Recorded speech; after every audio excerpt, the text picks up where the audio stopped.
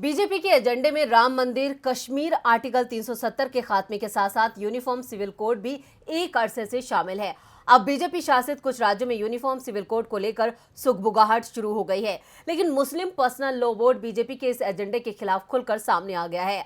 All India Muslim personal law board ने यह साफ कर दिया है कि मुसलमानों को देश में अपने मजहब के हिसाब से जीने का पूरा हक है।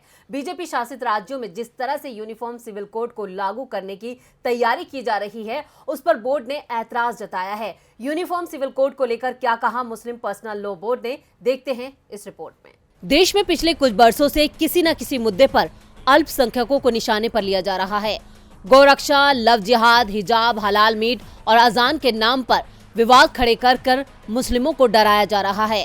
यह आरोप अक्सर विपक्षी मोदी सरकार पर लगते रहते हैं और अब यूनिफॉर्म सिविल कोड लागू करने की चर्चा शुरू हो गई है, जिस पर मुस्लिम पर्सनल लॉ बोर्ड ने साफ कर दिया कि उन्हें यूनिफॉर्म सिविल कोड कबूल नहीं है। ये गैर कानूनी है। मुसलमानों को अपने मजहब के मुताबिक जीने का अधिकार है। All India Muslim personal law board ने मंगलवार को बयान जारी किया, जिसमें इसे असंवैधानिक और अल्पसंख्यक विरोधी बताया गया।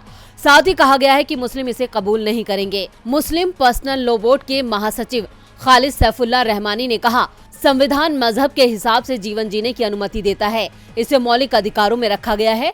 रहमानी ने कहा कि समान नागरिक संहिता मुस्लिमों को कबूल नहीं है और सरकार ऐसा करने से बचे। उनका दावा है कि समान नागरिक संहिता की बात बढ़ती महंगाई, बेरोजगारी, गिरती अर्थव्यवस्था से लोगों का ध्यान भटकाने और नफरत फैलाने का एजेंडा है। All India Muslim personal law board का बयान हिमाचल प्रदेश के मुख्यमंत्री जयराम ठाकुर द्वारा यूसीसी को एक अच्छी अवधारणा के रूप में सराहे जाने के एक दिन बाद आया है और कहा कि उनकी सरकार इसे लागू करने के लिए तैयार है। वहीं उत्तराखंड के मुख्यमंत्री पुष्कर सिंह धामी ने भी कहा है कि जल्द ही यूसीसी का मसौदा तैयार करने के लिए एक उच्च स्तरीय समिति का गठन किया जाएगा और राज्य में सांप्रदायिक शांति को किसी भी कीमत पर बाधित नहीं होने दिया जाएगा। पिछले दिनों केंद्रीय गृह मंत्री अमित शाह ने कहा था कि बीजेपी शासित राज्यों में समान नागरिक संहिता कानून लागू किया जाएगा।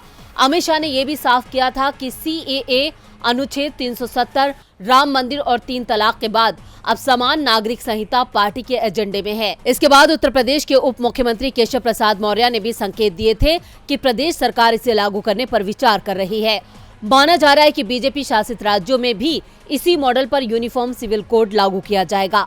आपको याद दिला दें कि नवंबर 2021 में इलाहाबाद उच्च न्यायालय ने कहा था कि यूसीसी अनिवार्य है। ये बात न्यायमूर्ति सुनीत कुमार की एकल न्यायाधीश पीठ ने कही थी, जो अंतर धार्मिक जोड़ों द्वारा मांगी गई सुरक्षा से संबंधित 17 याचिकाओं के एक बेंच की सुनवाई कर रही थी।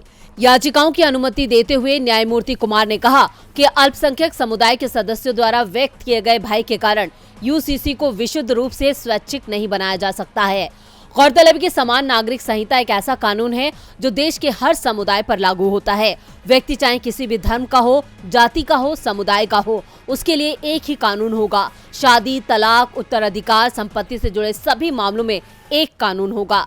धर्म के आधार पर कोई रियायत नहीं दी जाएगी। मुस्लिम इसका विरोध करते हैं। मुस्लिमों का कहना है कि उनका कानून कुरान और हदीस पर आधारित है, इसलिए वो इसे ही मानेंगे और उसमें किसी भी तरह के बदलाव का विरोध करेंगे। डीबी लाइव की रिपोर्ट।